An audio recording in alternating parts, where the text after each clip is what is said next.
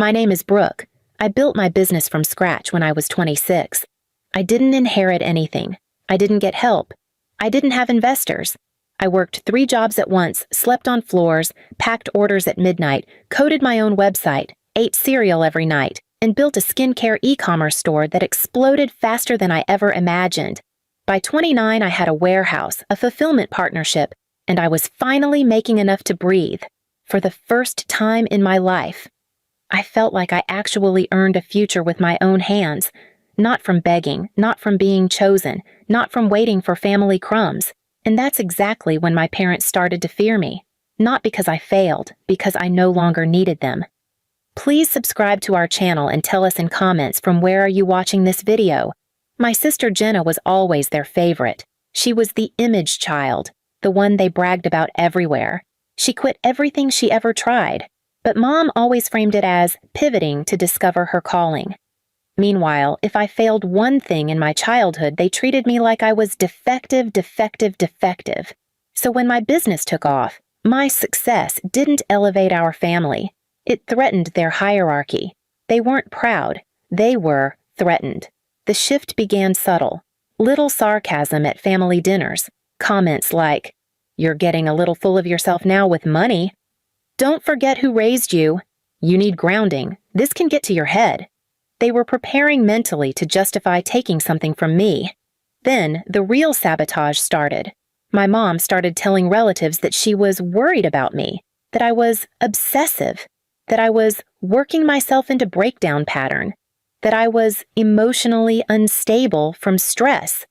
She said it with the fake, caring tone that manipulative mothers use to inject a lie that doesn't sound like a lie. Then my dad began concern conversations with cousins, old friends, extended family. Brooke's snapping under business pressure. She's not mentally stable to run a company. She is getting erratic.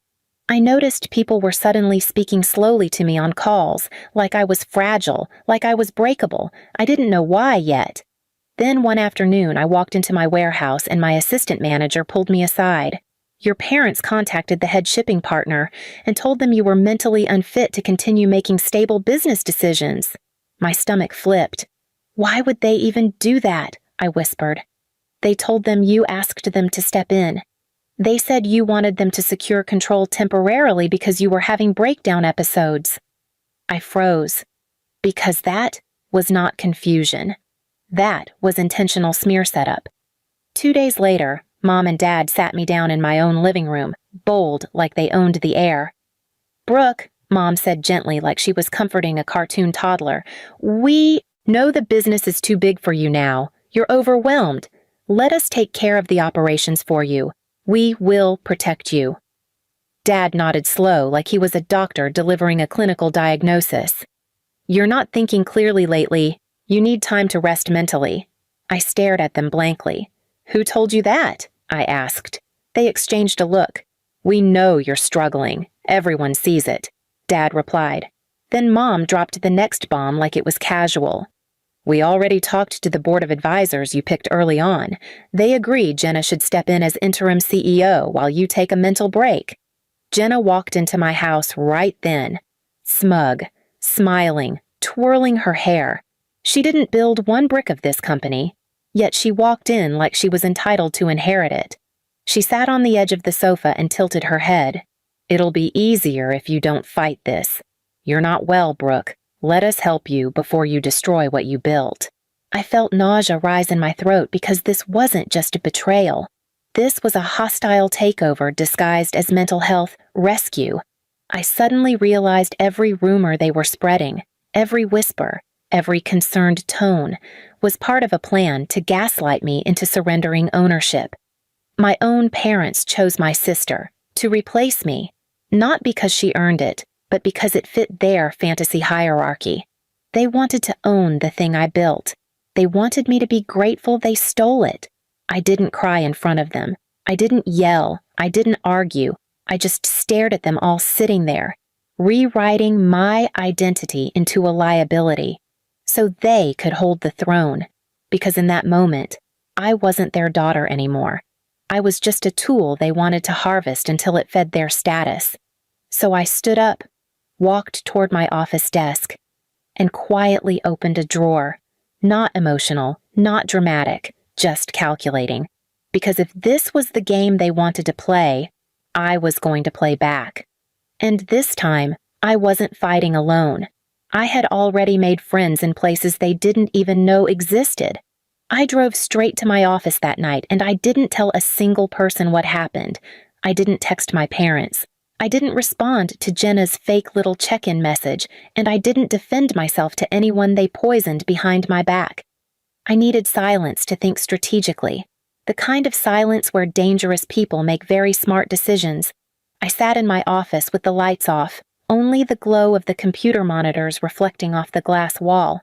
I stared at my own logo on the wall, the one I designed myself, the one I hand-built pixel by pixel when nobody believed in me. I didn't go through 4 years of bruised knuckles and debt and breakdowns and rebuilding to let my parents narrate me into insanity for profit.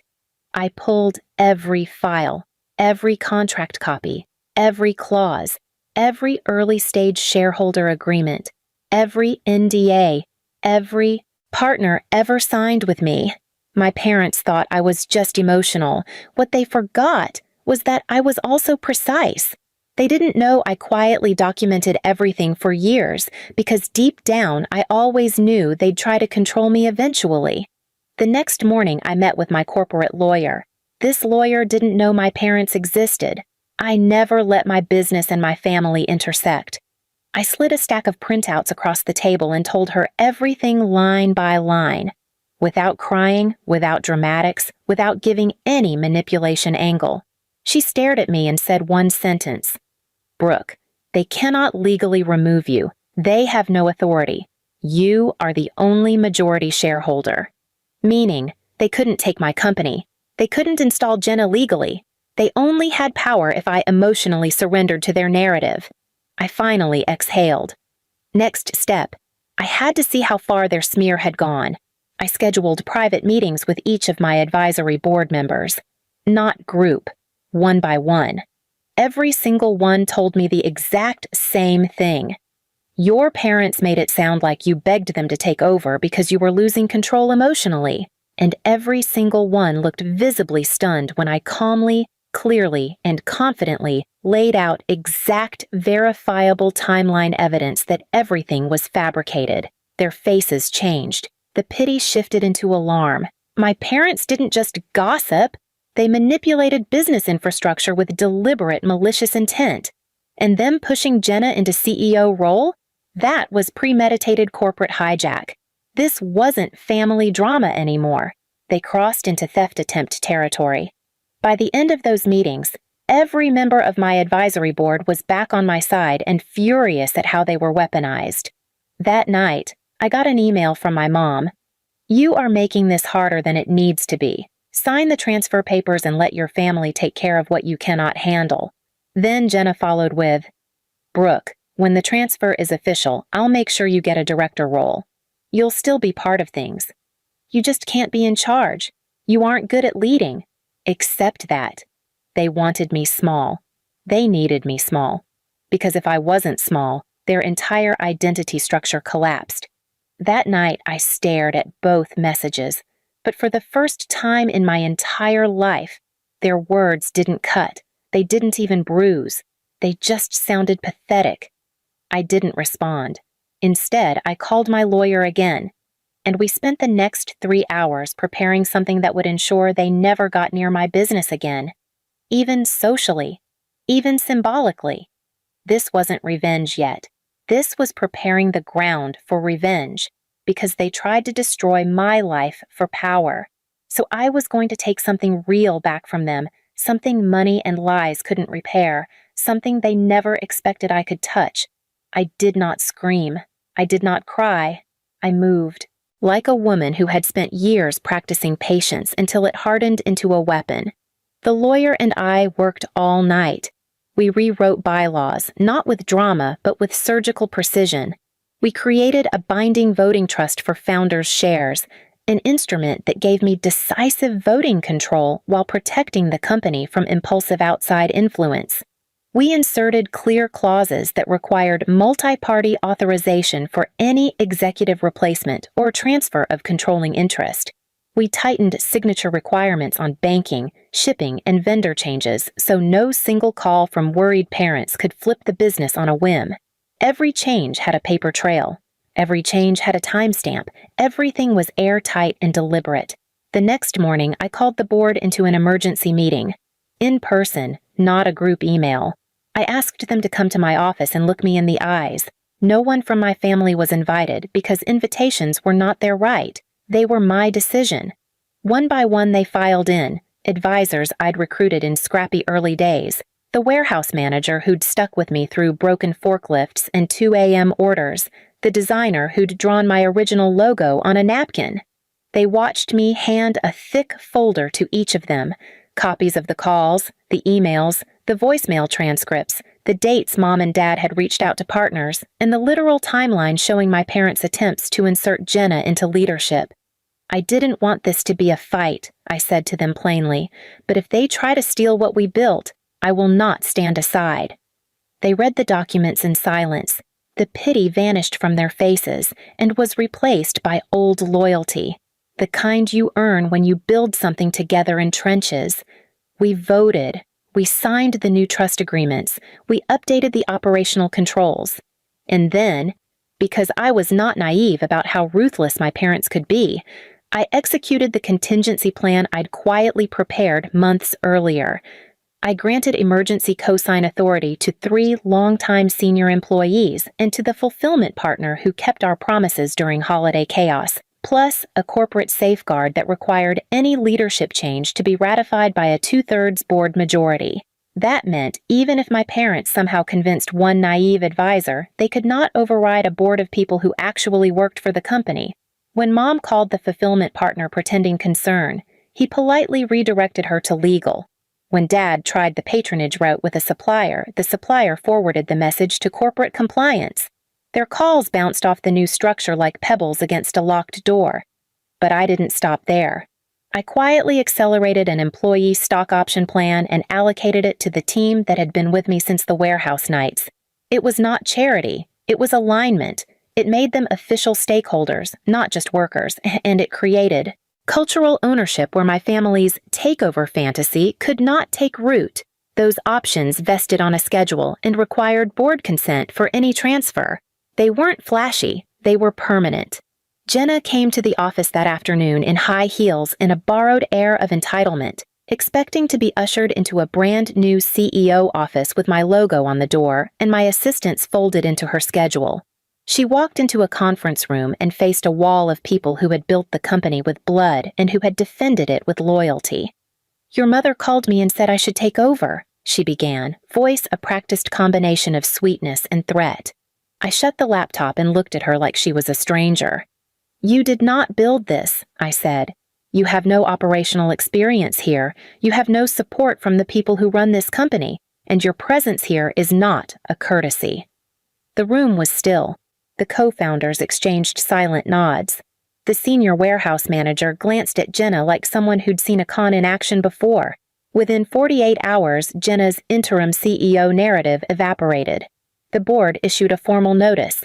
No leadership changes without demonstration of relevant experience and board approval. My parents were informed politely but firmly that any further interference would be considered a breach of conduct and be documented in the official corporate records. That phrasing mattered.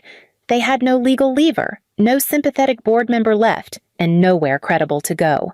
They called me. Dad yelled. Mom dialed manipulation.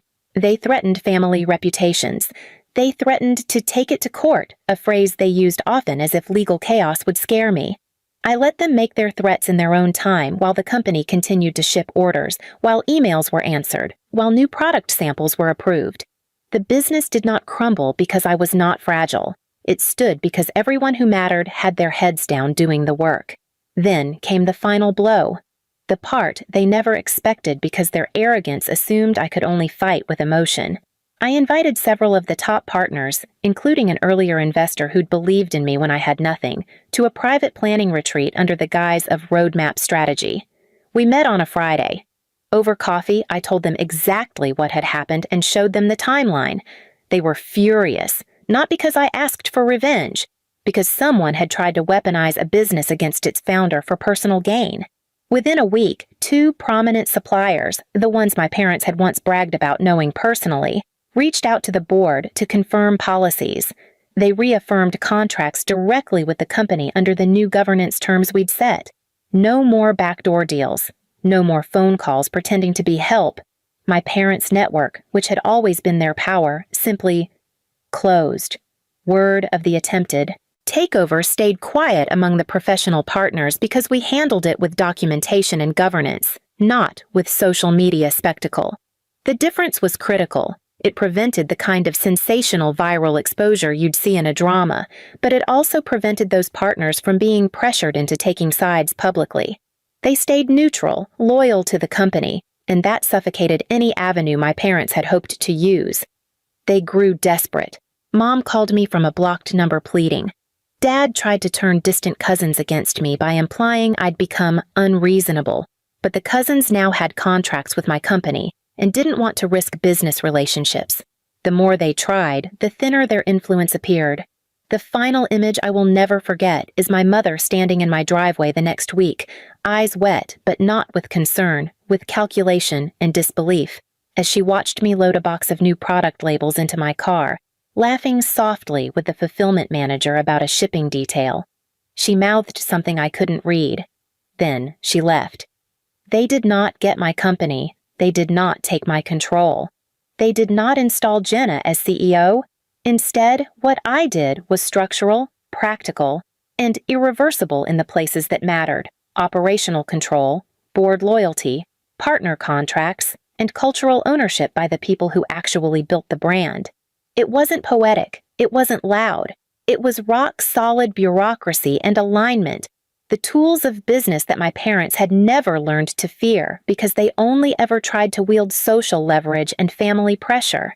Jenna stopped answering calls. My parents started showing up at family gatherings older and quieter, like people who'd lost a fragile crown and could not admit what it felt like. I packed one of my office mugs into a box the night I closed the final document with my lawyer. Signatures in place, protections locked.